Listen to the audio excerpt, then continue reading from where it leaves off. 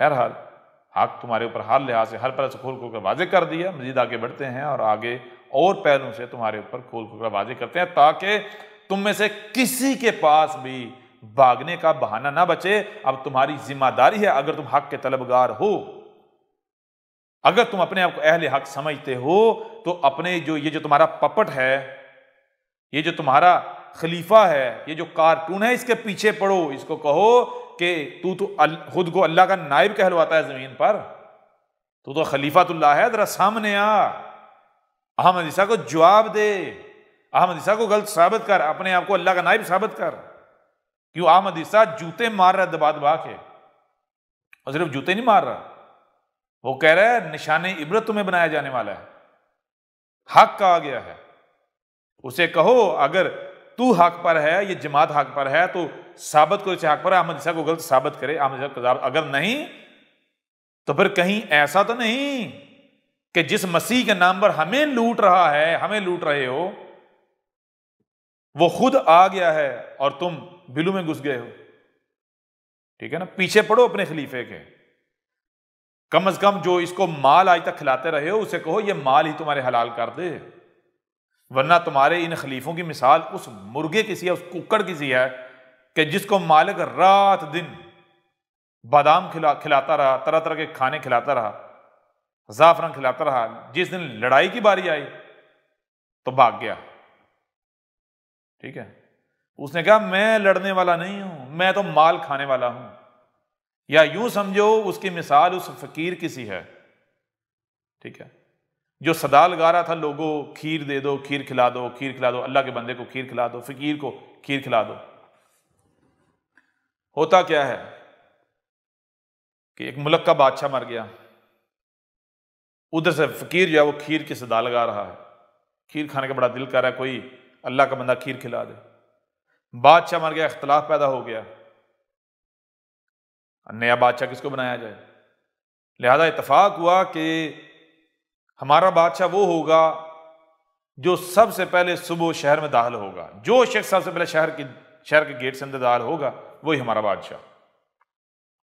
کیا ہوتا ہے، سب کی نظریں لگی ہوئی ہیں اور وہ فقیر جو کھیر کھانا چاہ رہا تھا وہ داخل ہوتا ہے. جیسے داخل ہوتا ہے عوام اسے سروں پر اٹھا لیتی ہے، اس کی تاج پوشی کی جاتی ہے. وہ حیران پریشانی ہے کیا ہو رہا ہے. اب یہ خبر دشمنوں کو پہنچ جاتی ہے، دشمن ممالک کو، دشمن ملک کو. بادشاہ مر گیا ہے اور اس کی جگہ ایک فقیر کو بادشاہ بنا دیا گیا. دشمن ملک جو ہے وہ حملے کی منصوبہ بندی کرنا شروع کر دیتا ہے. لہذا بادشاہ کے پاس خبر آتی ہے، بادشاہ سلامت، دشمن کو پتہ چل گیا ہے کہ بادشاہ مر گیا ہے اور نئی حکومت آئی ہے، نیا بادشاہ آیا ہے، تو وہ حملے کی منصوبہ بندی کر رہے ہیں. اب وہ جو فقیر تھا جس کو بادشاہ بنا دیا، اس فقیر نے کہا، اس بادشاہ نے کہا کہ بے فکر ہو جو، تم ایسا کرو ایک دیگ کھیر کی چڑھا دو. انہوں نے کھیر کی دیگ چڑھا دی، اس نے خود دبا کر کھیر کھائی. جب بچ گئی وہ ان کو کہا لو اب یہ تم بانٹ لو آپس میں اور کھاؤ موج کرو اور فکر نہیں کرنی. ٹھیک ہے نا. اب وہ بڑے خوش، انہوں نے کہا ہمیں تو بڑا اللہ والا بادشاہ مل گیا، بڑا پہنچا ہوا ہے بھائی، اس کا اللہ کے ساتھ بڑا گہرا تعلق ہے. ٹھیک ہے، خود بھی کھا رہا ہے اور جو بچتا ہے تھوڑا بہت ہمیں بھی کھلا رہا ہے، ہم بھی اس کی وجہ سے تھوڑی موج کر لیتے ہیں، ہمارے ہونٹوں کو بھی، منہ کو بھی، ہماری زبان کو کھیر لگ جاتی ہے. لہذا پھر خبر آئی کہ بادشاہ سلامت فوجیں ادھر سے چل پڑی ہیں، دشمن فوجیں بارڈر کی طرف. خبر سننے کی دیر سے بادشاہ نے پھر کہا کھیر کی دیگ چڑھا دو.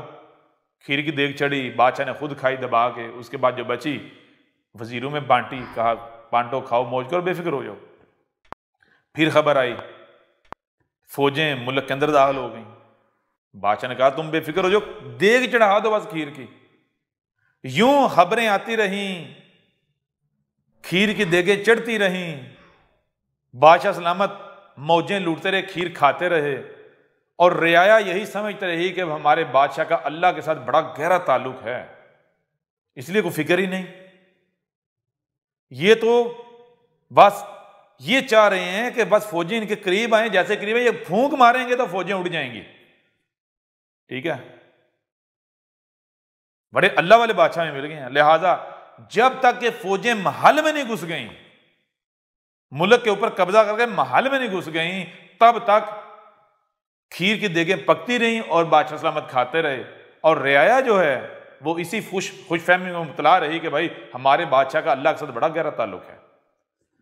لہذا جیسے ہی فوجیں محل میں گھسیں تو بادشاہ سلامت نے اپنا وہ جولا پکڑا، ڈنڈا پکڑا، تو اس نے کہا لو فقیر تو آیا تھا کھیر کھانے، فقیر تو آیا تھا کھانے کھیر، سو خوب کھائی، اب تم جانو، تمہاری بادشاہت جانے، تمہارا ملک جانے اور تمہارا دشمن جانے۔ فقیر تو چلا۔